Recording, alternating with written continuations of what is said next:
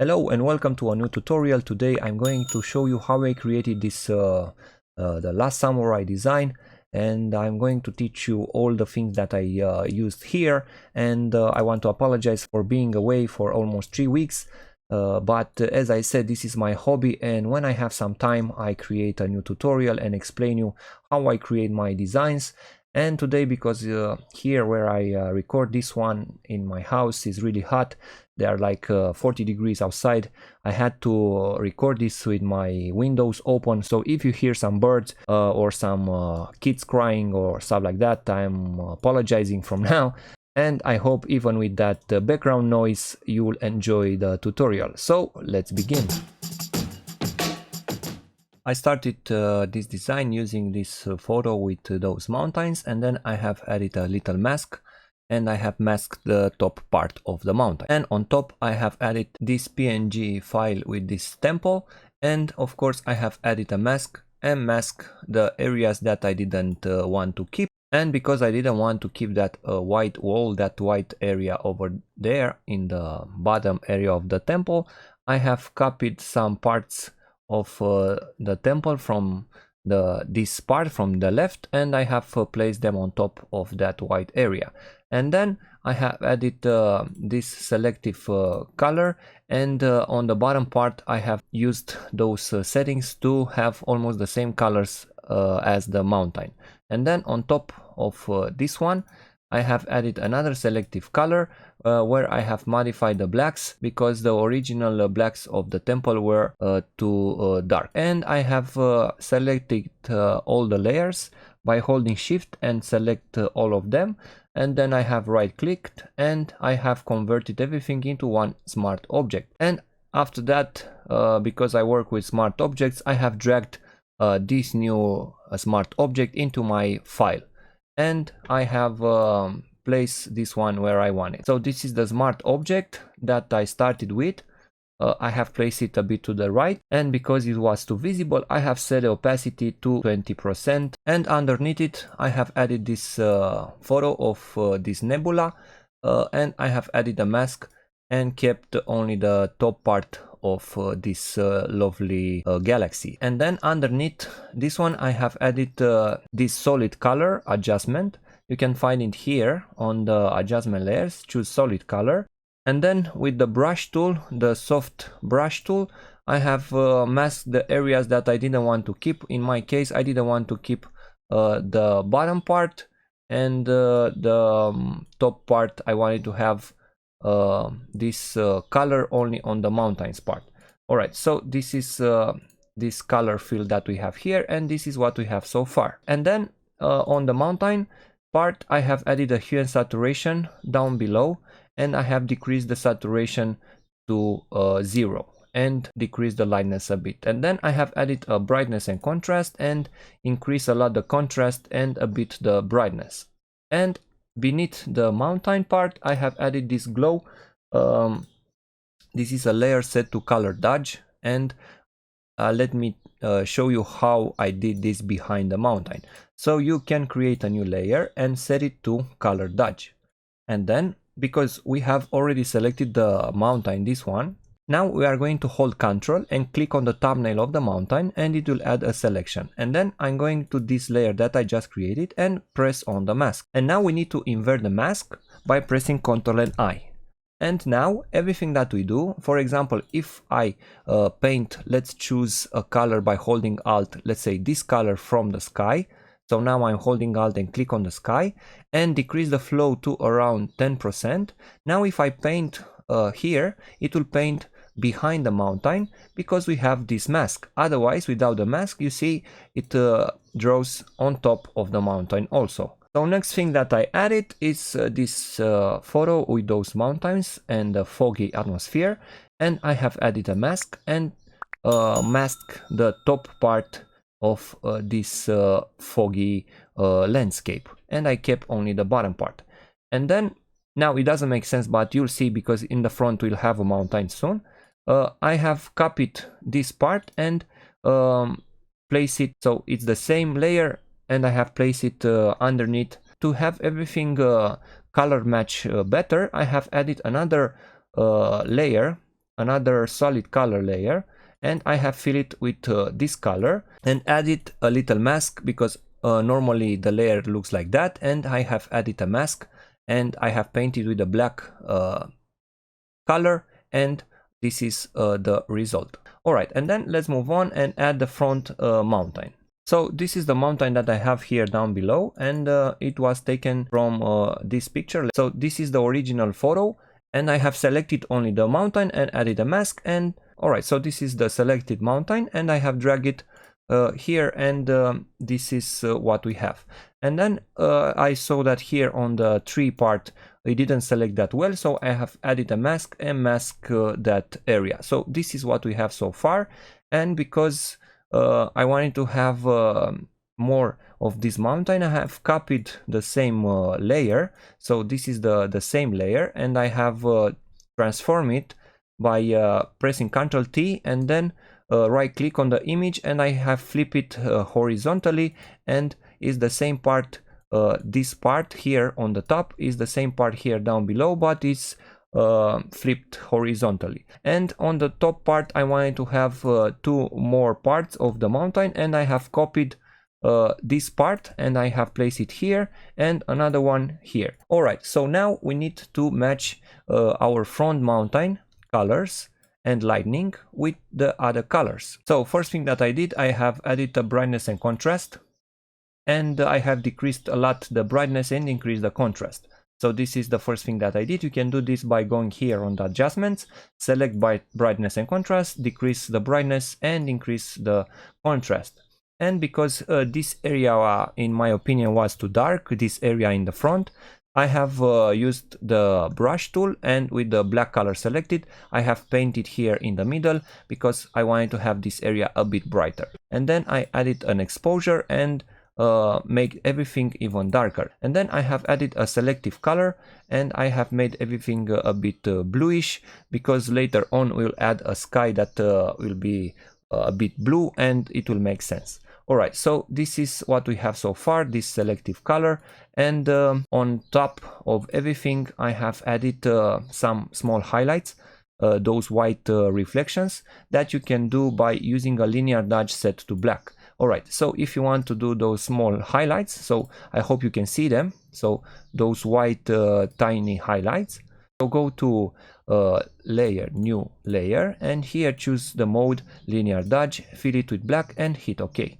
And be sure to add this one inside the mountain by holding Alt and click between the layer. Now choose the brush tool, and you can use the white color for those reflections, increase the zoom a lot, and then you can paint on the sides, something like that, on the sides of the mountain, and it will add that small glow. And if you think it's too intense, switch to the black color and then paint on top, and it will decrease that bright color. So this is how you do the highlights, just paint on the edges, and then not just on the edges. For example, here I want to go inside a bit and paint this area also. So this is how I did white bright reflections, and yeah, you can do this by taking your time, because there are a lot of areas that you have to cover if you want. If not, you can leave it like that. And if you see some things like that where this highlight stops like that, which is not really okay, you can switch to the smudge tool, and you can drag this and lose it in the mountain texture. So I usually use the smudge tool when I do the highlights, because otherwise the highlight will be too, too strong. Everything that I did until now I have gathered into one group, and I have called it front mountain. And in this one I have added those highlights, which are a bit different, but the technique is the same. So just do the same thing, go to layer, new layer, and here on the mode choose linear dodge, fill it with black and hit OK. Let's say we are going to select a color from the sky, let's say this one, and here let's change the saturation to something like that. And then you can paint on the sides of the mountain, let's say something like that, right? And of course it's too intense, you have to double click and here play with the blend diff. So on the bottom part you have this blend diff, so hold Alt and drag this right slider to the right. If you look on the bottom part of this tutorial, you see that the color disperses really nice if you drag this slider to the right and then hit OK. And now it makes more sense. Those reflections that we have, and they should match the color of your surroundings. So here, that's why I have those colors, because of the sky. I wanted to have almost the same color tones as my sky, because I wanted to have a moon behind this temple and mountains. I wanted to have some reflections always, some rim lights, some highlights on this area. So with the same technique, I have drew some highlights, these white lines behind our mountain. When I arrived at this part of my design, I realized that we have only one tone of color, this magenta tone, and I didn't really like that, and I have played a bit with the sky, and I have added the sky. The original picture was like that, and I have added a mask and kept only that part. And now we have two tones, and with this bluish color, I think it looks much better. And of course, I have added more blue to my image by using the solid color adjustment layer. So first of all, we have this moon, and then I have set the mode to screen, and the moon looks like that. And I did the same thing that I just showed you a few minutes ago with the mask. So the moon is behind now. If you look at our moon, it has that on the bottom part, that shape of our temple and the mountain, because I have set it like that by holding Ctrl on the mountain, and it makes me a selection of that part. And then I have clicked here on the mask, and this is the result. We have the moon behind that temple with the shape that I wanted. Alright, and then with the selective color, I have played a bit with the neutrals, and I have decreased the cyan and increased everything else to make the moon a bit saturated. On the top part, I have added this glow with a layer set to overlay. Create a new layer, set it to overlay, and then take the brush tool and select, let's say, this color of the moon, and now just paint on the sides of the moon, something like that. And if the result is too intense, double click, and same thing with the blend diff, hold Alt, drag this slider to the right, and then hit OK. And let's see, this is the result. It looks much better with the blend diff. Alright, so this is the glow that we have, and I have added another one, but this time set it to linear dodge. So I did the same thing, a new layer, and paint it with the brush and set the mode to linear dodge. And now behind the moon, I have created this small glow. I think you do not see it. It's here down below, beneath the mountain, beneath the moon, so here, and on the right part also. And it's the same technique with the mask, but this time the layer is set to screen. And I have added another one, set to overlay, and yeah, it's easy. Just paint with a white color. This time it's white, and set the blending mode to overlay.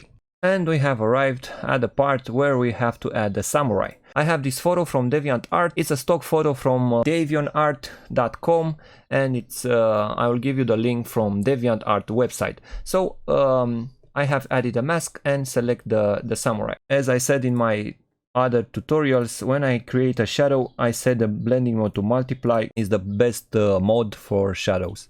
And then with the brush tool, I hold Alt, I drag a color that it's dark in my background, let's say this one, and then I start to paint where I think the shadow should be. Alright, so this is the first shadow that we have, the contact shadow. We always need a contact shadow and a bigger shadow. So this is one of the shadows.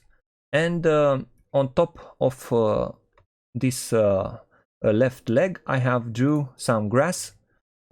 This grass, I have manually drew it, so I want him to blend better with the background, so I have added this little grass that I have manually drew. And then because his shadow, his big shadow should be on top of that grass, I have added the shadow on top of everything.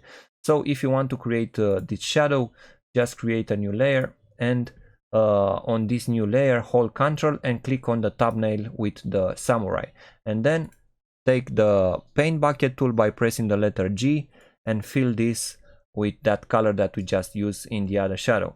Then Ctrl T, right click, flip vertically and drag this shadow underneath his legs, something like that. And then press Ctrl T, and now if you hold Ctrl and drag one of the corners, you can adjust the perspective of the shadow, let's say something like that. And then set the blending mode to multiply, go to filter, blur, and choose motion blur, and we should blur the shadow to something like that. And we should add a mask, and those areas that should not be visible, we are going to paint to the black color here in front of his legs, because that area should not be visible, and here also, and keep the other shadow. And of course this needs some manually painting, because here it didn't work that well. So yeah, this is the other shadow, and we are going to set the opacity to something like 17%. So this is what we have so far, and of course let's take care of his colors now. So one thing that I did, first thing that I did, it's using selective color and change the colors to have something like a magenta tones, because originally it was like that, and now because everything in our design is to the magenta tone, we have something like that. So change the neutrals and adjust his colors to have something like a magenta tone to your samurai. And then with the brightness and contrast adjustment layer, I decrease the brightness, increase the contrast, and he looks like that. And then with an exposure, so because the original samurai has the light coming from behind, if you look at the image, you'll see that behind him is brighter. I had to adjust this, and I have added an exposure, and that left part, this left part of him should be darker, because we have the moon in front, and now we need to reverse that lightning, original lightning, and to have his right side brighter than his left side.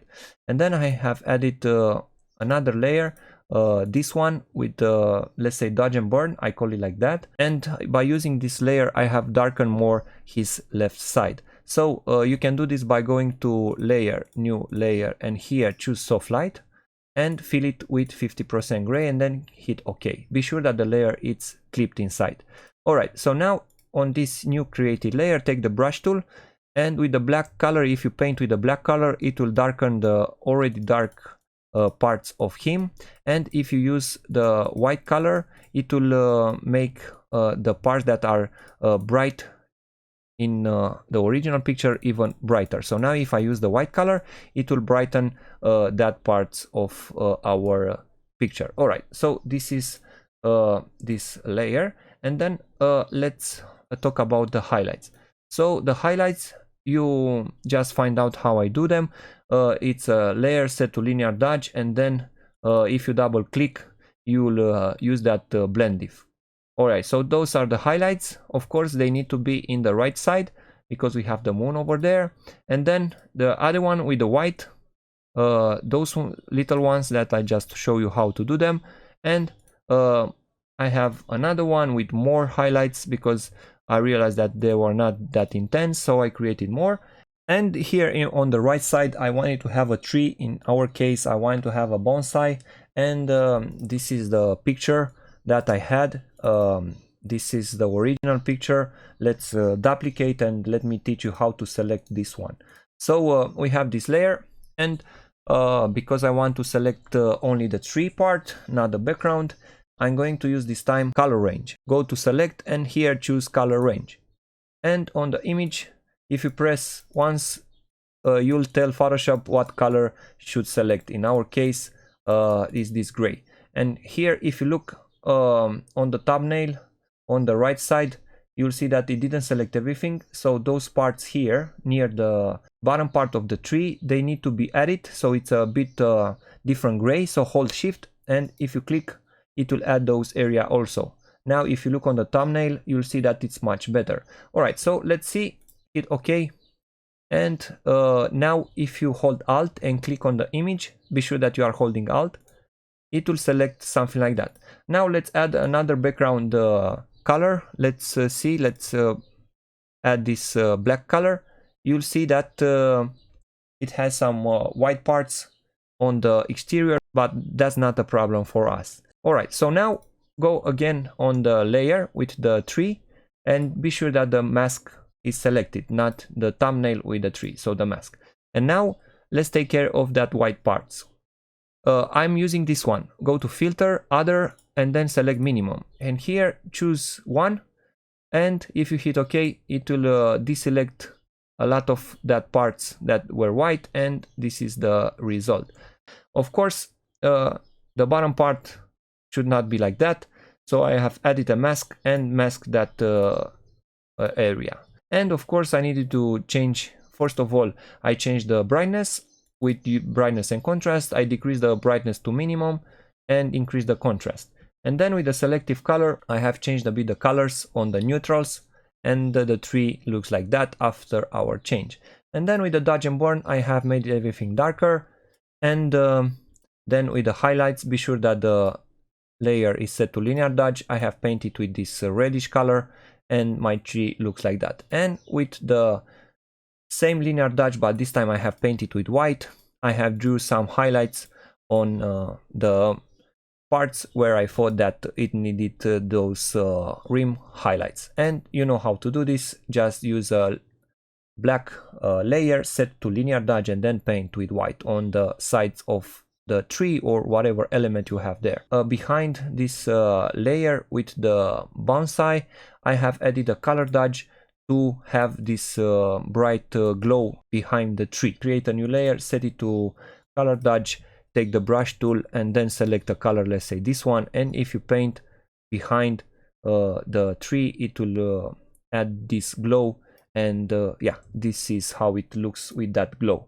Of course, not that way, not that intense. Here I added this solid color adjustment layer and kept this, let me show you. So this part I made it a bit blue, and this part also I made it also blue, and kept everything the same. So this is before and this is with. And then here on the moon part on the right side, our right side, I have added some little birds, and I wanted to have some atmosphere. Alright, and on the top part I thought that it needed something else, and I have added those branches. The original layer was like that. It's a Creepy Tree 04 by Brizolato 55 from DeviantArt website. This is already a PNG file, and I have used it here on my top part, and then I have added a selective color and change a bit the colors, and of course brightness and contrast, made everything even darker. And my highlights, I have added some blue color and some orange color on those branches. For the final things, final touches, let's use the camera raw. So press Ctrl Alt Shift and I. It's a shortcut to create a layer from all the things that you have on the screen. So now I have made a capture of everything that we have, and on this layer I press right click and then convert to a smart object. And let's see, let's start with the camera raw first, because if you look on my thumbnail, you'll see oil paint, smart sharpen, camera raw filter and blur gallery, and I need to explain everything that we have there. Alright, so first thing, camera raw. Go to filter and here choose camera raw filter. So those are the settings that I have in my camera raw filter. I increase the exposure and the contrast, decrease the highlights and whites, and increase the shadows. And in our case today, I decrease the blacks also. And texture, clarity, dehaze, I always make them bigger. And I want to have more vibrance and saturation from the original color, so I increase those one also. On the tilted part, I increase the sharpening and noise reduction and color noise reduction for a bit, but in this case sharpening was like 60%. And then on a color grading, I didn't move that much, only the shadows I have moved them to the orange reddish part. And that was about it. The next one that I did is oil paint. You can find oil paint here, filter, stylize, and then click on oil paint. And I have kept everything to minimum. So this is how it looks with the oil paint, and this is without the oil paint. I think it looks much better with the oil paint. Alright, so this is the oil paint, and then I have added this Smart Sharpen. You can find the Smart Sharpen here on Filter, and then choose Sharpen, and here choose Smart Sharpen. So those are the settings that I used, 55, 0.6 and 14, and hit OK. And the last one that I used is Tilt Shift Blur. You can find this Tilt Shift Blur here on Filters, Blur Gallery, and choose Tilt Shift Blur. And I have set the blur to something like 3 pixels. I have modified this blur to 3 pixels. Otherwise, if you increase it to too much, it looks something like that. And of course it should make a bit sense. This is what we have so far. The design is almost ready, and I have added some small stuff to make it even better. So because this magic thing is my signature, I have used it in almost all my designs.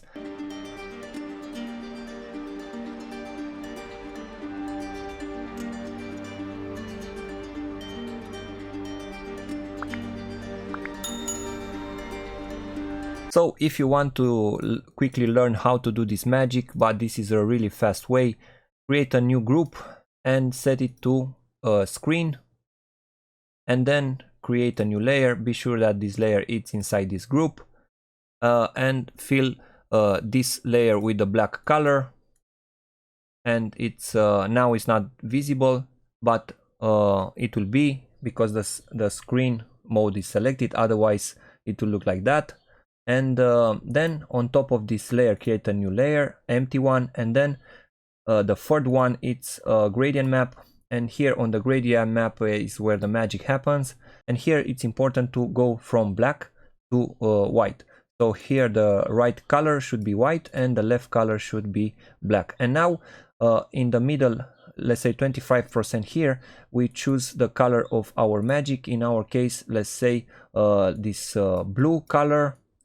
Okay, and then here in the previous middle, we are going to select another color which will be brighter than this blue color, and here in the other middle we are going to choose a brighter color close to the white color, something like that, and then hit OK.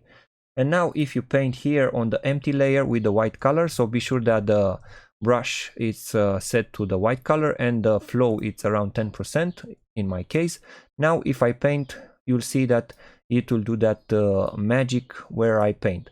And now if you take the eraser tool and erase some parts, it will make that magic even more interesting. So you should use the eraser tool also. And here down below the same. So if I use the eraser tool, it will do something like that. And you can, you can master this technique if you use it a lot. And then with the smudge tool you can play around more and give a lot of shapes to those areas. So now if I drag with the smudge tool, but my computer has some lag now, it will drag that layer, and you can play around and give a lot of shapes and stuff like that.